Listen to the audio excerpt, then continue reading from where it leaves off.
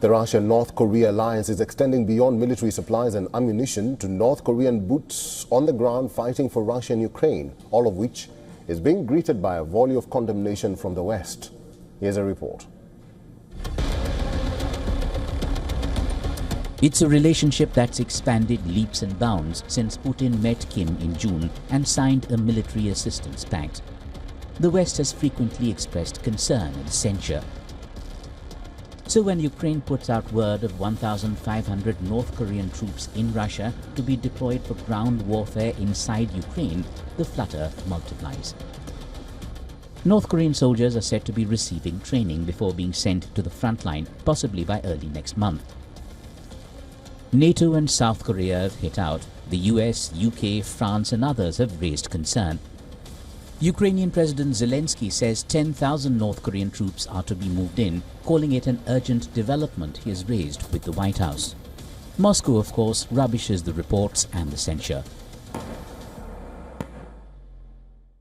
North Korea, the Korean People's Democratic Republic, is our close neighbor, our partner.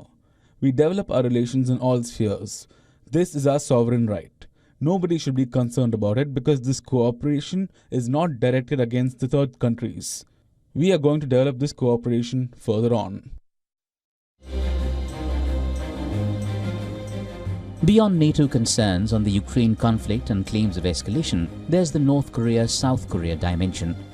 South Korea summoned the Russian ambassador in Seoul to register strong protest. It termed the moves illegal and demanded immediate reversals.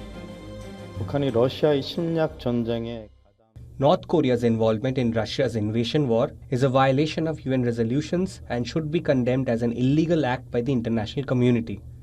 Furthermore, it poses a serious threat to our national security and safety of our people.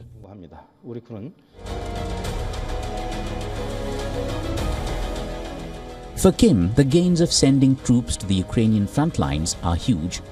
Tops, of course, is cementing the Pyongyang-Moscow alliance, besides the financial and military gain. Providing hardware and possible manpower for the Russian army almost certainly comes with a quid pro quo it needs.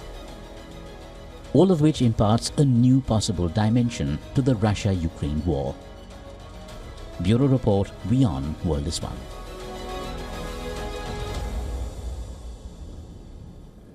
We earlier spoke to Peter Kuznick, who's a professor of history and director of the Nuclear Studies Institute at American University, and this is what he told us. First of all, we've got to remember that this has not been confirmed yet. In fact, Secretary of Defense Lloyd Austin and NATO Chief Mark Rutte have both said that this has not yet been confirmed. So what we know so far is Ukraine's allegations. It was part of the message that Zelensky brought to NATO in the recent deliberations and to his meeting with President Biden. So, but if it is true, then it's still not clear that it would affect the balance of power on the battlefield. Russia has been on the offensive, especially in the Donbass. And as they move closer and closer to Pokrovsk, they are strengthening their position to take all of Donetsk, and that puts them in a very, very strong position militarily. For all the latest news, download the WION app and subscribe to our YouTube channel.